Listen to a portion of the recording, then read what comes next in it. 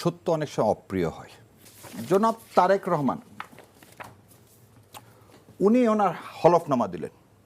হলফনামায় আপনি পূর্বে দ্বৈত নাগরিকত্ব ছিলেন, পরিত্যাগ করেছেন কিনা, যদি হ্যাঁ হয় তবে নাগরিকত্ব প্রয়োজন হবে। ওই জায়গায় এমটি। আমরা জানলাম যে উনি কোথায় থেকে আসলেন, ব্রিটেন থেকে আসলেন।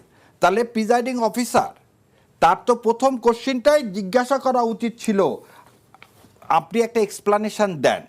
ক্ষমতার ভরকেন্দ্রের জায়গা বা কেবলাটা আসলে এখন দেখা যাচ্ছে গোপালগঞ্জ, ধানমন্ডি থেকে গুলশান বা বগুড়ার দিকে চলে গেছে। তাহলে এই গভর্নমেন্টই প্রজ্ঞাপন দিচ্ছেন, দিয়ে এনাদেরকে নিষিদ্ধ করলেন। এই গভর্নমেন্টই কি করতেছেন, তাদের নমিনেশন। তার থেকে তো আসলে তাদেরকে যেভাবে আপনারা ক্ষমতায়ন করে ফেলছেন, এখন ওই ক্ষমতাটা তাদের হাতে বুঝিয়ে দিলেই হয় ডক্টর ইউনূসের। যার পাসপোর্ট থাকবে তার তো ট্রাভেল ডকুমেন্ট লাগবে না, তাই নিবে কি নো ভিসা। যার পাসপোর্ট থাকে সে বাংলাদেশ আসতে গেলে কি নিতে হয়, ব্রিটিশ পাসপোর্ট থাকলে নো ভিসা ক্লেম নিতে হয়। আর যদি বাংলাদেশি পাসপোর্ট থাকে তাহলে তো আপনার ট্রাভেল পাস নিতে হবে না, তাহলে অ্যাডমিটেডলি তার বাংলাদেশি পাসপোর্ট নেই। কোনো রকম যাচাই বাছাই ছাড়াই আমার মনে হচ্ছে যে বৈধতা দিয়ে দেওয়া হচ্ছে। তাহলে প্রশাসন এই কাজ করার পর আমি কিভাবে ধারণা করব না যে এখানে ইলেকশন ইঞ্জিনিয়ারিং হবে না। উনি এসে বলছেন কিন্তু গঠনমূলক যে কোনো সমালোচনাকে আমি স্বাগত জানাই। ওটা কিন্তু আমাকে সাহস যোগাইছে আজকে এটা বলার জন্য, না হলে আমার অতখানি ইয়াও নাই। উনি সবসময় দেখছেন যে কে ভারতের আধিপত্যবাদের বিরুদ্ধে এবং কে ইসলামের পক্ষে আছেন, সেজন্য কিন্তু সে জামাতকে কখনো ছাড়েন নাই। এই প্রথম জিনিস হলো আপনার দ্বিচারিতা। জাতীয় পার্টি নমিনেশন সাবমিট করলো এবং এই নমিনেশনগুলোকে আপনি বৈধ ঘোষণা করলেন কিভাবে? সে মানুষের যে কর্মযজ্ঞ এটা কতখানি ছিল সেটা দেখার একমাত্র উপায় হচ্ছে তার জানাজা। আর আপনি সূরা ইমরানের যে ২৬ নম্বর আয়াতের কথা বললেন, এটা নিয়ে একটু কথা বলি আপনাদেরকে। ২০০৯-১০ সালে যে চিফ জাস্টিস ছিলেন এম রুহুল আমিন সাহেব, আমার দেখা জীবনে ওরকম সৎ মানুষ আমি আমার জীবনে দেখিনি। বাংলাদেশের চিফ জাস্টিস ছিলেন উনি। হাইকোর্টে উনি একদম মুনসেফ থেকে জেলা জজ ছিলেন হচ্ছে যশোরে 1991-এ, শাহাবুদ্দিন সাহেব যখন অ্যাক্টিং প্রেসিডেন্ট, তখন আসাদুদ্দৌলা সাহেবের জাস্টিস হওয়ার কথা, কিন্তু শাহাবুদ্দিন সাহেব ওনাকে বাদ দিলেন কারণ তার বিরুদ্ধে এলিগেশন ছিল। দিয়ে ওনাকে একবার দুপুর 2টার সময় ডাক দিয়েছে, 5টার সময় শপথ। তিনি এই কথা ওই আল ইমরানের কথা বলতেছিলেন যে আল্লাহ কাকে কখন কিভাবে ক্ষমতায় নিয়ে যাবে তার জন্য যা যা করার সব তৈরি করবে। তাহলে তার অ্যাপয়েন্টমেন্টটা হলো ঠিক একই রকম। 2007 সালে এই ফখরুদ্দিন মঈনুদ্দিনের সরকার যদি না আসতো তাহলে ওনার চিফ জাস্টিস হওয়ার কোনো সুযোগ ছিল না। তাহলে আল্লাহ যাকে পছন্দ করবেন তাকে কোথায় কিভাবে নিয়ে যাবেন।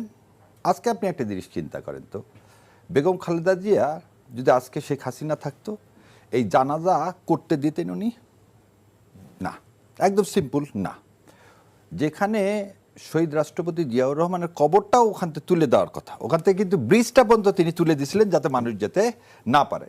সেখানে কি আপনি চিন্তা করতে পারেন যে খালেদা জিয়াকে ওখানে কি করা হতো, মাটি দিতে পারতেন? বা তারেক রহমান ওখানে নিজে নেমে মাকে এইভাবে যেভাবে আল্লাহর কাছে সমর্পণ করলে এটা করতে পারতেন না।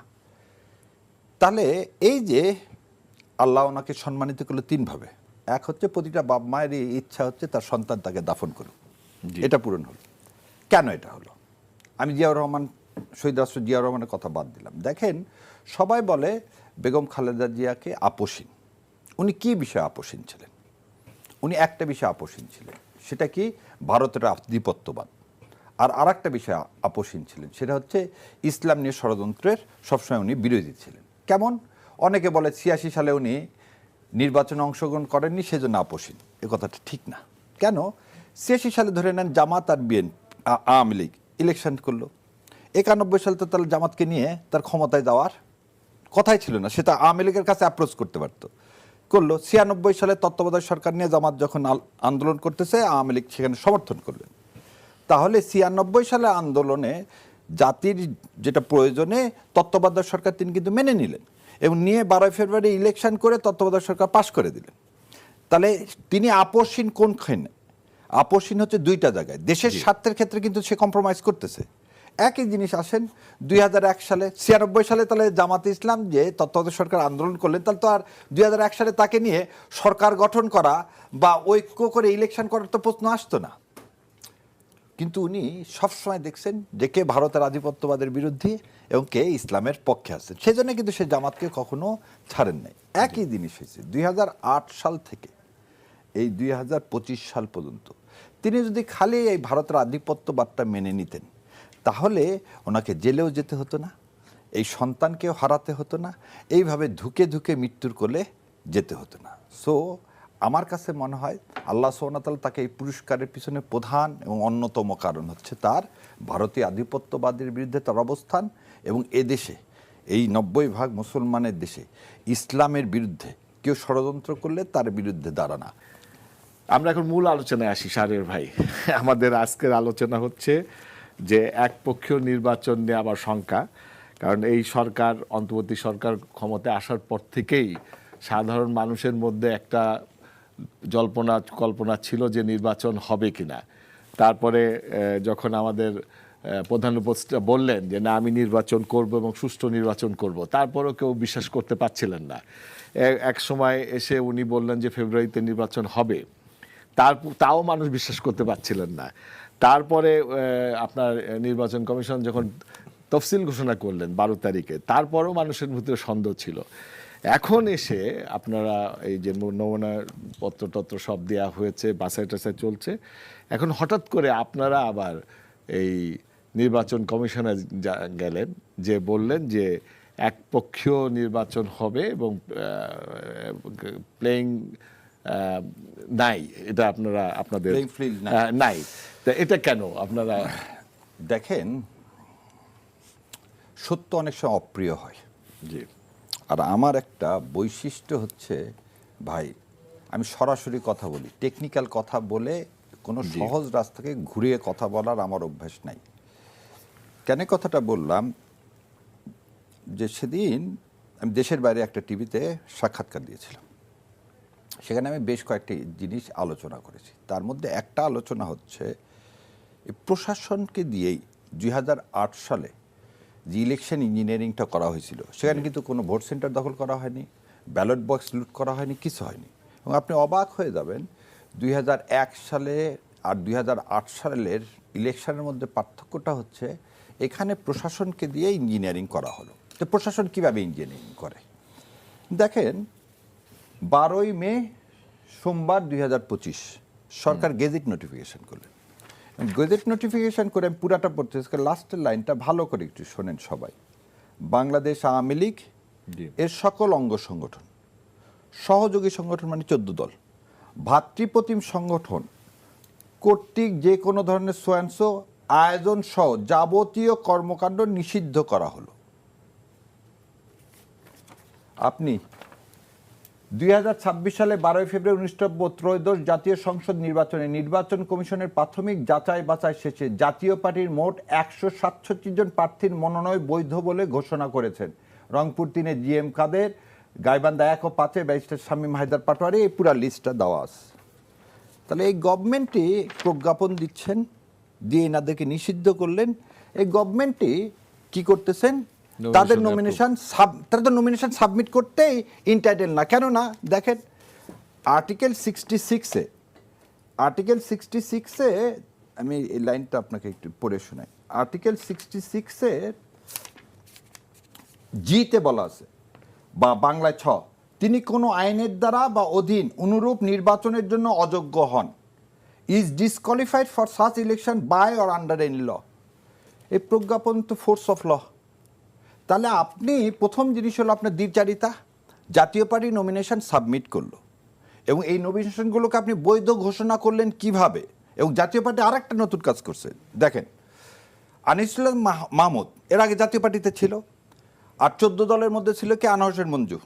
এরা করলো কি, দুইজন বের হয়ে ন্যাশনাল ডেমোক্রেটিক ফ্রন্ট করলেন, গা গিরগিটির মতো রং পরিবর্তন করলেন। কেন? যাতে তাদেরকে আর বলা না যায় ও আমি তো আগে ছিলাম আনোয়ার হোসেন মঞ্জু জেপি, এখন তো আর তা নয়, ন্যাশনাল ডেমোক্রেটিক ফ্রন্ট। এটা তো আমরা সবাই দিবালোকের মতো পরিষ্কার। তাহলে প্রশাসন এই কাজ করার পর আমি কিভাবে ধারণা করব না যে এখানে ইলেকশন ইঞ্জিনিয়ারিং হবে না? নাম্বার 1। নাম্বার 2, আপনি দেখেন আমাদের এখানে কি তেলেসমাতি কারবার হলো। আপনি নীলফামারীতে কুড়িগ্রাম 3 উলিপুর ব্যারিস্টার মাহবুব আলম, ওর নমিনেশন আপনি বাতিল করে দিলেন। কি জন্য বাতিল করে দিচ্ছেন? যে ও যুক্তরাজ্যের নাগরিকত্ব ত্যাগ করলো, সেই জন্যে তারপরে তার ইয়াটা আপনি বাতিল করে দিলেন। আর ফেনী 3 আব্দুল আওয়াল মিন্টু, সেম ফর্ম, এনারটা আপনি কি করে দিলেন? বৈধ ঘোষণা করলেন। মান্না ভাইয়ের বগুড়ারটা আপনি বাতিল করলেন, ঢাকারটা অ্যালাউ করলেন। তাহলে আপনি সরিষার মধ্যে যে আর দেখেন, এবারে যে কথাটা বলবো একদম সমস্ত বিএনপির ভাই থেকে শুরু করে সবাইকে ওই সম্মানের সহিত বলতেছি, আমরা একটা ডেমোক্রেসি চাই, সেই জন্য আমি এই ডকুমেন্টগুলো দেখাচ্ছি, না হলে আমি হয়তো দেখাতাম না। এটা কাউকে হার্ম করার জন্য না। জনাব তারেক রহমান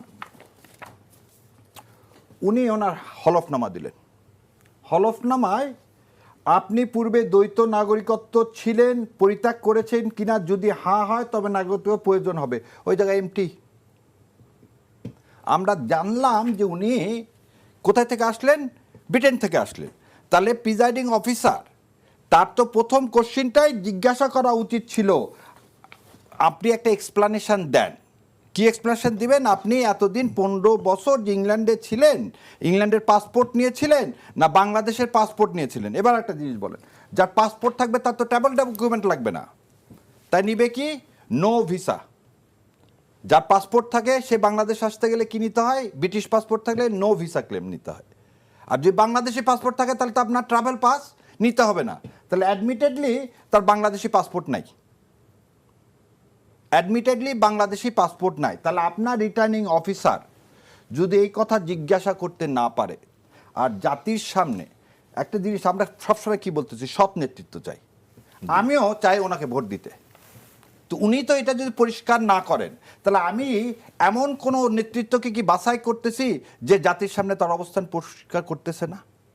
এবং আর দেখেন পুরা ফেসবুকে ভরে গেছে, কি ভরে গেছেন, উনি একটা white and blue construction limited বলে একটা কোম্পানি ছিল, সেই কোম্পানিতে উনি আর ওনার ওয়াইফ ছিলেন হচ্ছে শেয়ার হোল্ডার, এবং ওই কোম্পানির ফর্মে লেখা ছিল ওনার ন্যাশনালিটি ব্রিটিশ, ওনার ন্যাশনালিটি ব্রিটিশ, দেখেন ব্রিটিশ লেখা আছে। তারপরে এই যে সেই কোম্পানির রেজিস্ট্রেশন সার্টিফিকেট, তারপরে এই যে, তাহলে এটা কি হলো? এখানে এক্সপ্লেনেশনটা দিলে তাহলে প্রশাসন যদি এখনই ভয় পায়, সারের ভাই অনেকটা একতরফা হয়ে যাচ্ছে। না, আমি আগে বলে দিই যে আমি জানতাম না যে আপনি এগুলো বলবেন, তাহলে আমরা তো বিএনপির কাউকে এখানে রাখতে পারতাম না। না বিএনপির কাউকে না, এটা আমরা বলতেছি, কিন্তু বিএনপির কথা বলিনি, এটা বিএনপির এক্সপ্লেনেশন না। আমি বলতেছি যে প্রিজাইডিং অফিসার, কারণ আমাদের কাছে তো আমরা যখন আপিলে যাচ্ছি তখন তো আমাদের কাছে এটা আছে, তখন আমি যখন দেখাবো ওই প্রিজাইডিং অফিসার যদি বিএনপিকে এখনই ফেভার করা শুরু করে, তাহলে কিভাবে আপনি আশা করেন? ঠিক আছে, আপনার এইটা মানে কিভাবে আশা করব দেশবাসীর কাছে যে একটা ফ্রি ফেয়ার ইলেকশন হবে যেখানে অ্যাডমিনিস্ট্রেশন কি করবে না? আর এই কথাটা বলার পিছনে একটা কারণ আছে। আপনিও কি মনে করেন যে মানে যেটা জামাত বলেছে যে ইঞ্জিনিয়ারিং হওয়ার একটা সম্ভাবনা আছে ইলেকশনটাকে, এনসিপিও কি সেরকম মনে করছে কিনা নির্বাচনে? হ্যাঁ, আমিও সেরকম মনে করি। কারণ হচ্ছে যে মানে বাংলাদেশের করাপ্টেড যে সিস্টেম ছিল সেটা 17 বছর ধরে তো আমরা দেখেছি, আসলে সেরকমই ছিল।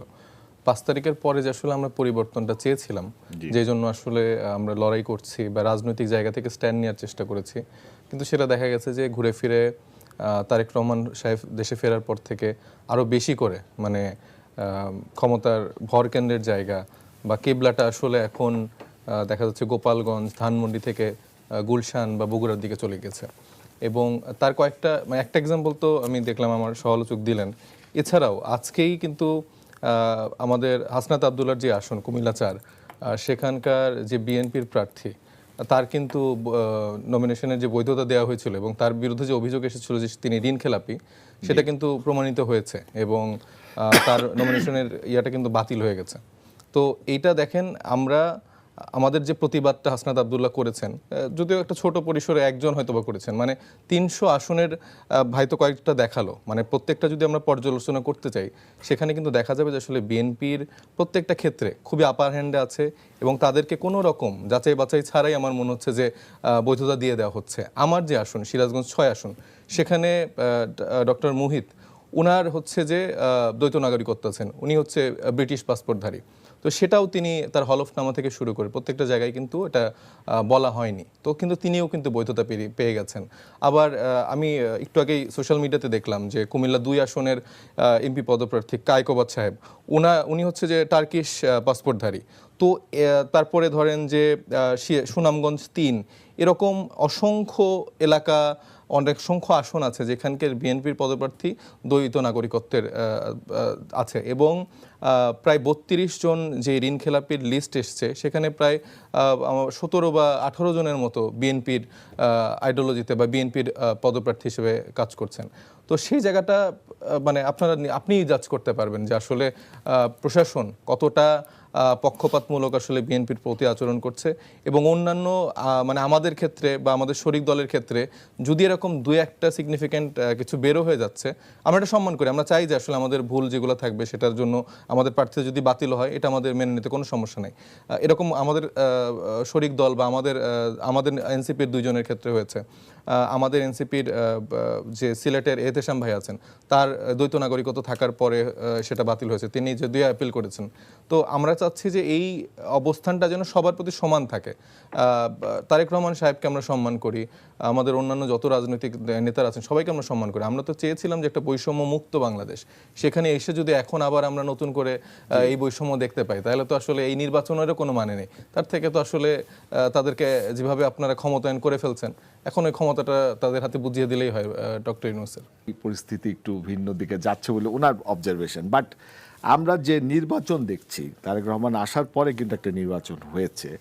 যেরকম আপনি দেখেন, ডাকসুর নির্বাচনে শিবির পাশ করেছিল, জাকসুর নির্বাচনে শিবির পাশ করেছিল, চাকসুর নির্বাচনে শিবির পাশ করেছে, রাকসুর নির্বাচনে শিবির পাশ করেছে এবং গতকালকে যে নির্বাচন হয়েছে জগন্নাথ বিশ্ববিদ্যালয়তে, সেখানেও শিবির পাশ করেছে। তাহলে ইঞ্জিনিয়ারিং যে কথা বলছেন সেটা তো এটা প্রমাণিত হয় না। এই যে সব ইউনিভার্সিটিতে শিবির পাশ করছে, এটার কারণটা কি? দেখেন, আগের প্রশ্নের একটু উত্তর দিয়ে নিই। কেন আমি কথাটা বলার সাহস পেলাম, এর জন্যও কিন্তু আমি ধন্যবাদ দিব জনাব তারেক রহমানকে। কেন, উনি এসে বলছেন কিন্তু গঠনমূলক যে কোনো সমালোচনাকে আমি স্বাগত জানাই। ওটা কিন্তু আমাকে সাহস যোগাইছে আজকে এটা বলার জন্য, না হলে আমার অতখানি ইয়াও নাই।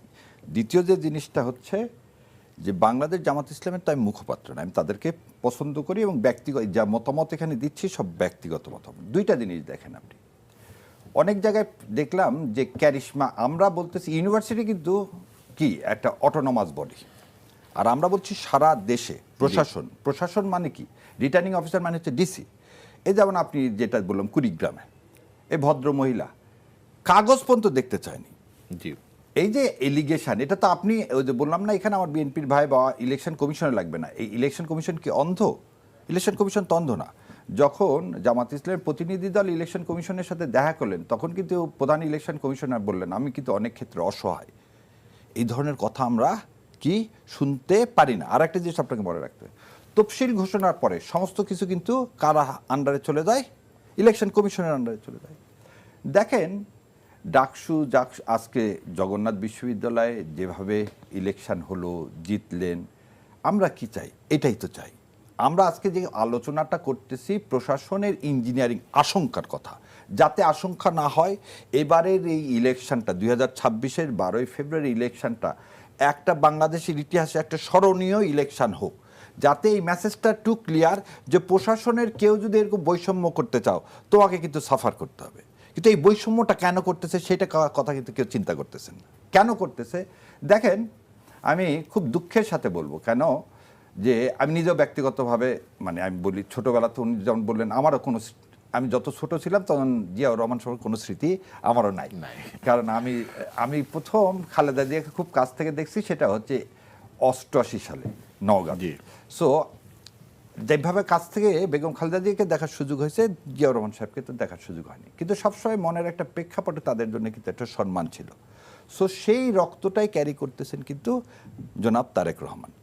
সো ওনার কাছে আমরা কি আশা করি, বাবা মায়ের যে আপনি যে বললেন, তাই দেখেন একটা জিনিস দেখেন, যাই মা তার দাদির কবরে গেল, আমি প্রাণ খুলে দোয়া করছি যে এরকম মেয়ে হওয়া উচিত। দেখেন সে আবায়া পরে মাথায় কাপড় দিয়ে যেভাবে একটা আমরা আমাদের মেয়েকে চাই সেভাবে তো সে গেছে, তাই না? এবং এই যে শিক্ষাটা, তাহলে সে তার পরিবারকে ইসলামিক শিক্ষা দিয়ে বড় করছে। দ্বিতীয় যে জিনিসটা কি, এই যে যখন বললেন উনি গঠনমূলক, এবং আর একটা জিনিস দেখেন, সেদিন একজন তার চেয়ে বয়সে বড় লোক তাকে সালাম করতে গেছিল, সে কিন্তু খুব রাগান্বিত হয়েছিল, ক্ষেপে গিয়েছিল। তাহলে এই দুইটা চরিত্র যদি একদিকে দেখি, তাহলে বলতে পারি যে yes, this is the blood of Begum Khaleda Zia এবং জিয়াউর রহমান। আর একদিকে দেখেন, যে পত্রিকা তাকে আখ্যায়িত করছিল খাম্বা, এবং যে পত্রিকা তৈরি করছিল হাওয়া ভবন, যে পত্রিকার কারণে বলল 2007 সাল দায়ী হচ্ছে খালেদা জিয়া এবং তারেক জিয়া, এইভাবে কিন্তু প্রথম আলো এবং ডেইলি স্টার তাদেরকে এইভাবে কী করলো, লেবেলাইজ করছিলেন। সেই পত্রিকার সম্পাদকরা যখন তার ওখানে যায়, তার কি উচিত তাদের সাথে দেখা করা? তাদের উচিত না যে আপনারা আজকে যে আমাকে তেল দিচ্ছেন, আগে নিজেদেরকে বলেন ওই স্টেটমেন্টগুলো আপনাদের ভুল ছিল? ঠিক ব্যবসায়িক সমাজরা যারা গেলেন, তারা কয়েকদিন আগেও দেখেন বলছিলেন ওই সুমনের গান গেয়ে যে প্রথমত, দ্বিতীয়ত, তৃতীয়ত, শেষ পর্যন্ত শেখ হাসিনাকে চাই। সেই লোকই ওখানে যে দেখলাম পারে না তো তারেক জিয়ার সাথে হাত মেলানোর জন্য পাগল হয়ে গেলেন, টিভিতে দেখতেছি। তাহলে যে ভদ্রলোক 1 বছরের মাথায়, আমরা যে বৈষম্যের কথা বলছি, আপনি রং পাল্টায় কি আমরা ব্যবস্থা চেঞ্জ করতে পারবো? আমরা তো এই 24-এর আন্দোলনটা কি, 24-এর আন্দোলনটা হচ্ছে ভারতীয় আধিপত্যবাদের বিরুদ্ধে। কিসের বিরুদ্ধে? এই যে তোষণ নীতির বিরুদ্ধে। আমরা একটা রাষ্ট্রীয় সংস্কার চাই। এই রাষ্ট্রীয় সংস্কার যদি করতে হয়, তাহলে প্রথম কথা কি, আমরা একটা আদর্শিক নেতা চাই, যে সৎ হবে, যে কাজ এবং কর্মের মধ্যে মিলন থাকবে। তা আপনি যেটা বললেন, দেখেন জগন্নাথের ছেলেগুলো জেতার পিছনে কারণ কি? দেখেন যে ভিপি পদপ্রার্থী, সে কি, সে কিছুটা জুমার নামাজে খুতবা পর্যন্ত দিচ্ছে। তাহলে those who R honest, intelligent, যারা খুব ভালো ছাত্র, তাদেরকে কিন্তু সমাজের সবাই চুজ করতেছে। এবং এটা কথা আসছে যে জনাব তারেক রহমানের ক্যারিশমা কাজ করলো না, তার মানে ক্যারিশমা না। এবারে ইলেকশন ভাই আসলে ক্যারিশমা কাজ করবে না। আপনি যদি ভারতীয় আধিপত্যবাদের বিরুদ্ধে না অবস্থান নেন, সৎ নেতৃত্ব, এবং আপনি যা বলতেছেন তার সাথে যদি কাজের মিল না থাকে, তাহলে আপনাকে কেউ ভোট দিবে না। আচ্ছা, আমরা ওই জায়গাটা একটু জানতে চাই যে এই যে মানে রাকসু চাকসু, কেন মোস্তাফিজ ভাই হলো ছাত্র নেতা, তো এই যে ইউনিভার্সিটিগুলিতে এই শিবিরের যে ধারাবাহিক বিজয়, এটা কেন হচ্ছে, এটা আপনি যদি একটু বিশ্লেষণ করতেন। কারণ তারা দীর্ঘদিন ধরে ক্যাম্পাসে কাজ করছে, জি। যা সাধারণ শিক্ষার্থীদের সাথে তারা যেভাবে কমিউনিকেট করছে, যেটা আসলে প্রিভিয়াস মানে আমাদের যে পলিটিক্যাল কালচার, নেতারা যেরকম আসলে খুব ধরাছোঁয়ার বাইরে থাকে, বা তাদেরকে আসলে আলাদা করে প্রোটোকল দিতে হয়, গণরুম গেস্টরুমের যে কালচারের একটা জায়গা ছিল, সেই প্রথাগত জায়গা থেকে শিবিরের যারা ছাত্র নেতারা আছেন, তারা বের হয়ে এসে আসলে ছাত্র বান্ধব হওয়ার চেষ্টা করেছেন, এবং তার ফলাফল তারা প্রত্যেকটি ক্যাম্পাসে পাচ্ছেন। এবং ছাত্র দল থেকে শুরু করে আমাদের ছাত্র সংগঠনের ছাত্র শক্তি, এদের আসলে মানে এখান থেকে আসলে অনেক কিছু শেখার আছে। কারণ আপনি যদি হেলদি প্র্যাকটিস এর ভিতরে না আসতে পারেন, দিন শেষে আসলে প্রত্যেকটা সিচুয়েশনে, প্রত্যেকটা লেয়ারে আসলে পাবলিক আপনাকে এইভাবে সরিয়ে নেবে। তো আসলে না, আপনি যেই জায়গাটা বলতে চেষ্টা করছিলেন, আমি ওই জায়গাটা একটু শুনতে চাই। যে আপনি বলেছেন যে দে চেঞ্জ সামথিং, যেরকম আগে ছাত্ররা তাদেরকে যে তাদের সাথে দেখা করতে হতো, এখন এই ছাত্ররা যে তাদের সাথে দেখা করতেছে, যার মানে যেরকম পুলিশে, আমি একটা উদাহরণ দিই, যেরকম পুলিশ যখন রাস্তায় কাজ করে, সে গাড়ি ধরে কাগজপত্র নেয় এবং সেখানে একটা ফাইন করে। আর এই পুলিশ যদি আপনার এই তাদেরকে যদি সার্ভিস দেয়, তাহলে ডিফারেন্স হয়। তো এই জিনিসটা কি সেরকম কিছু ঘটছে নাকি? হ্যাঁ, এরকমটাই ঘটছে আসলে। আমরা যে আমাদের পলিটিক্যাল লিডারদের দেখি, মানে ন্যাশনাল পর্যায়ে বলছি, যেহেতু আমরা এখন ন্যাশনাল পর্যায়ে রাজনীতি করছি, ধরেন মানে আমি বলছি না যে আমি খুব আহামরি খুব বড় কোনো নেতা বা কোনো কিছু, কিন্তু আমি যখন রাস্তাতে চলাফেরা করি, কেউ যদি আমাকে আমার পরিচিত বা আমাকে চেনে থাকে বা আমাকে পছন্দ করে, যখন কথা বলে আমি সুন্দর করে তাকে সালাম দেই, তার সাথে কথা বলি, বা সে যে আমাকে পছন্দ করে সেই জায়গাটুকু যখন সে ব্যক্ত করে, আমিও তার উত্তরে কিছু না কিছু বলার চেষ্টা করি। এই যে এইটুকু, মানে খুব বেশি আহামরি কিন্তু তাকে আমার কিছু করতে হচ্ছে না, এটুকুর ফলে আমি দেখতে পাচ্ছি যে সেই মানুষটা আমার প্রতি যে শ্রদ্ধা বা ভালোবাসা আরও বেড়ে যাচ্ছে। আবার আমি যেটা বললাম যে বেগম খালেদা জিয়ার উদাহরণ দিলাম, আমরা অতি মানে তরুণ কিছু নেতারা যারা গণঅভ্যুত্থান থেকে উঠে এসেছি, যখন তার কাছে দেখা করতে গেলাম, তিনি তো যেভাবে আমাদেরকে ওয়েলকাম করলো, আমাদের তার প্রতি যে সম্মানের জায়গাটা ছিল আরও বেড়ে গেছে।